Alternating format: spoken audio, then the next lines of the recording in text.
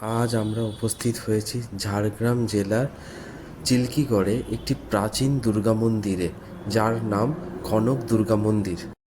প্রায় 500 বছর আগে চিল্কিগড়ে সামন্ত রাজা গোপীনাথ সামন্ত ডুলুং নদীর তীরে এই মন্দিরটি নির্মাণ করেন। কথিত আছে, রাজা দেবী স্বপ্নাদেশ পেয়ে রানীর হাতের সোনার কাঁকন দিয়ে দেবী মূর্তি নির্মাণ করেছিলেন বলে এটি কনক দুর্গা মন্দির নামে প্রচলিত। কথিত আছে, প্রাচীনকালে এই মন্দিরে মহানবমীর দিন নরবলি দেওয়া হতো।